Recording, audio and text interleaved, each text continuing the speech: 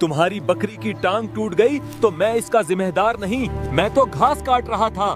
चले जाओ वरना ना मार दूंगा। चरवाहा समझ नहीं सका कि घसियारा नाराज क्यों हो रहा है।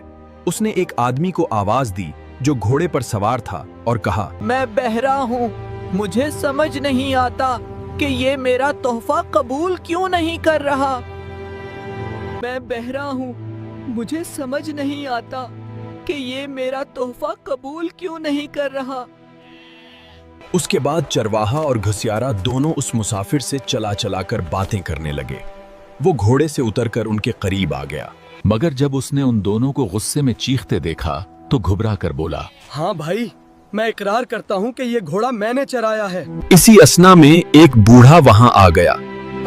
घसियारा दौड़कर उसके पास पहुंचा और बोला, मोहतरम बुजुर्ग, मैं बहरा हूँ, इसलिए नहीं समझ सकता कि ये दोनों क्या कह रहे हैं।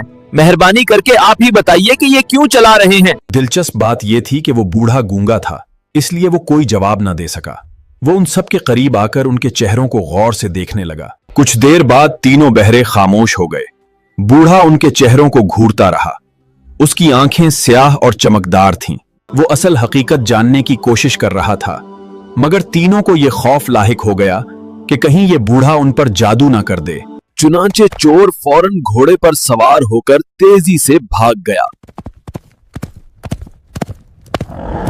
चरवाहे ने जल्दी जल्दी अपनी बकरियां जमा कीं और उन्हें हाँक कर घर की तरफ रवाना हो गया। घसियारे ने नजरें झुका लीं, घास का घुटरा कंधे पर रखा और तेजी से अपने घर की तरफ चल दिया।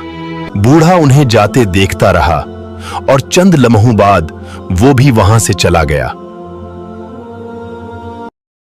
小红书